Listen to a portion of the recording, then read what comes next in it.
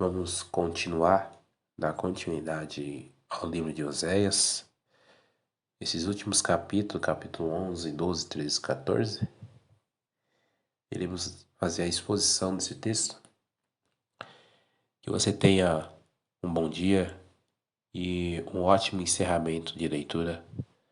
Que você continue aprendendo e lendo a palavra de Deus e ouvindo as exposições desse grupo. Capítulo número 11, aqui retrata a ingratidão do povo de Israel e sobre as promessas sobre eles. Mediante a isso, Deus ele começa a ameaçar o capítulo de número 10, mostrar a sua justiça. E a justiça de Deus era usar a mesma forma de cativeiro que eles iriam voltar para o Egito. Mas essa questão no capítulo número 11, vejamos o capítulo número 1. Deus ele começa a tratar Israel e dizendo que quando Israel era menino, eu amei, e do Egito chamei meu filho. Aqui retrata a ocasião que os israelitas foram tirados lá do Egito, no livro de Êxodo, capítulo número 4, capítulo número 3, quando Deus ele chama o povo de Israel de menino aqui, Deus ele dizendo o seu amor, o seu carinho, quando eles eram escravos, lá no Egito, o Senhor te tirar do povo de Israel. Capítulo número 11, verso número 5, a Bíblia vai retratar algo dizendo: não voltará mais para uma terra do Egito, mas o seu rei será o rei da Síria. Isso o Senhor já estava mostrando para Israel, se eles não se convertessem ao Senhor, eles iriam ir para o cativeiro, mas esse cativeiro seria o cativeiro da Síria. A Síria iria agora, certamente, colocar Israel como escravos. Já o capítulo número 11, aqui nós vemos aqui a ação acontecendo, da consequência por causa das escolhas do povo de Israel, que rejeitou a Deus, como seu Senhor, e começou a se prostrar a outros deuses. Quando nós olhamos o capítulo número 11, há algumas controvérsias com Judá e com Israel. Efraim, aqui é mostrado, o capítulo número 12, nós olhamos aqui o verso primeiro que diz: Efraim se apacenta de vento e segue o vento leste. Todo dia multiplica a mentira, a destruição e faz aliança com a Síria, e azeite se leva ao Egito. Aqui apacentar, a qual se refere de vento, o vento simboliza aqui as alianças de Israel com o Egito e a Síria. Mediante a isso, a política dessas alianças ou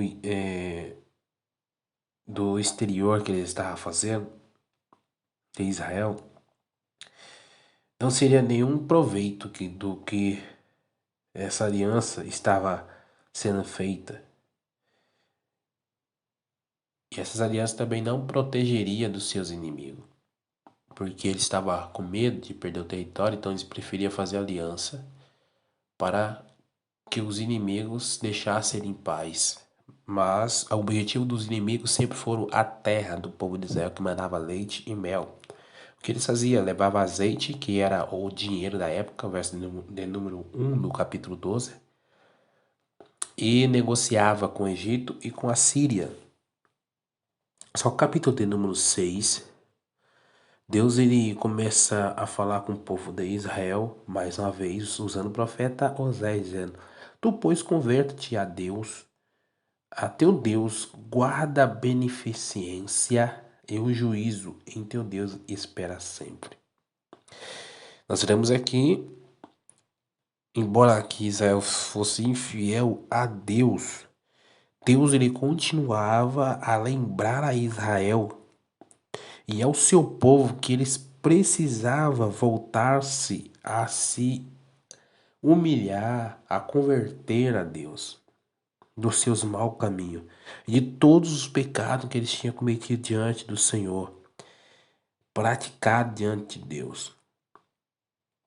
Quando nós olhamos esse capítulo, vemos aqui também o capítulo número 13, o pecado de Israel, e quando Israel também tem a sua consequência, que é um castigo que eles tinham que vivenciar. O verso de número 2 diz assim: agora multiplicaram o pecado e a sua prata fizeram uma imagem de fundição de ídolo segundo o seu entendimento, todas obras de artifício, dos quais dizem os homens que sacrificam, vejam os bezerros, por isso serão como a nuvem de amanhã, como orvalho de madrugada, que cedo passa, como folheto, folheiro, que a tempestade lança a eira, e como fumo de chaminé. Todavia eu sou o Senhor teu Deus que desde a terra do Egito, portanto, não reconhecerás outro Deus além de mim, porque não há outro Salvador senão eu.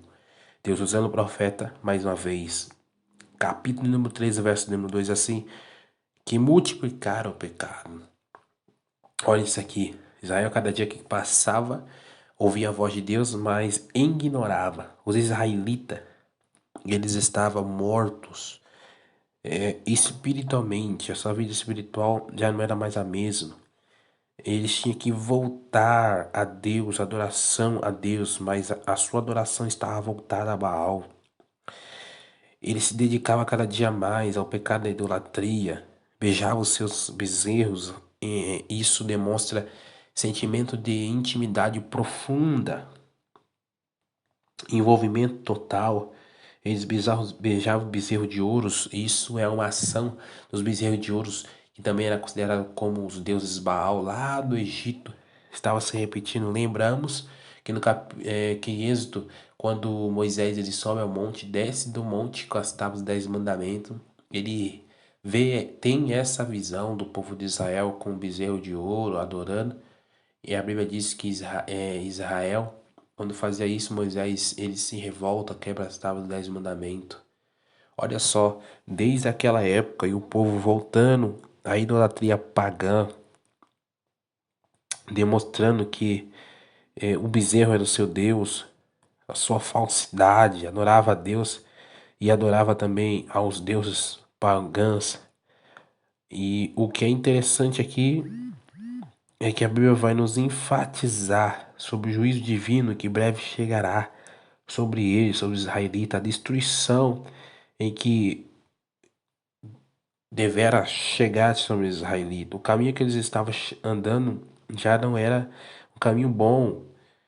E o capítulo de número 13, o verso de número 14, diz assim, o verso de número 14: eu os redimirei da violência do inferno, os resgatarei da morte. Onde estão, ó morte, as tuas suas pragas? Onde está o inferno, a tua perdição? O arrependimento será escondido dos meus olhos.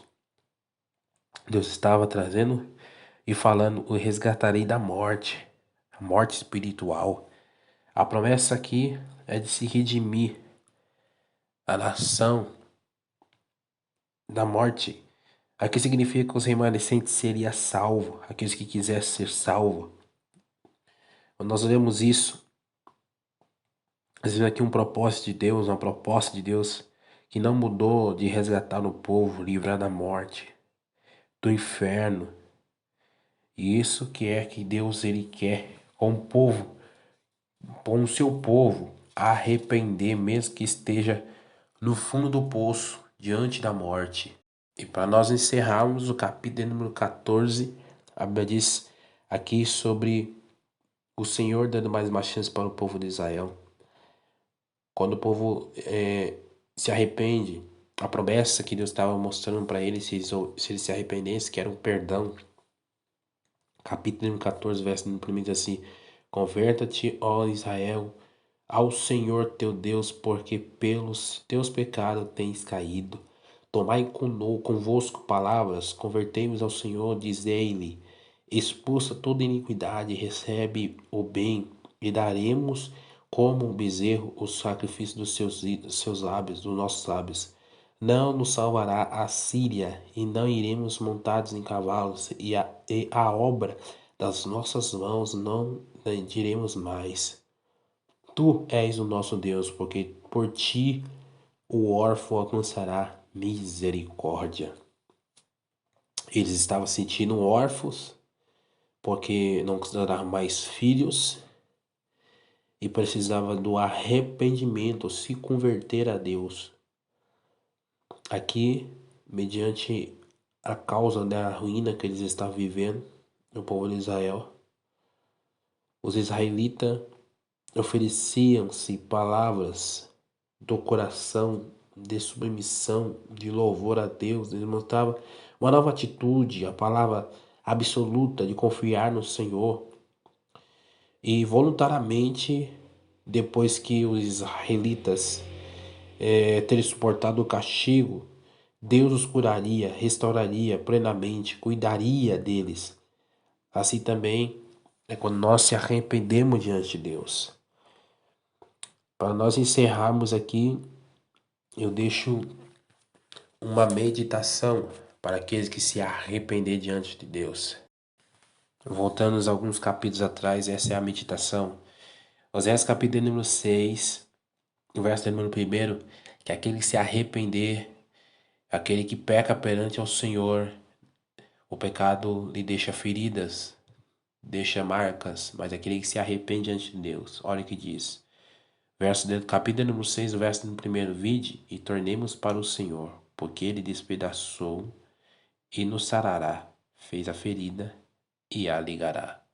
Que você possa alcançar o perdão de Deus através do arrependimento e tenha a ferida ligada por Deus e sarada por Deus. Que Deus abençoe, que você tenha uma continuidade da leitura da palavra de Deus absoluta e abençoada diante da presença de Deus. Grande abraço, fique com Deus.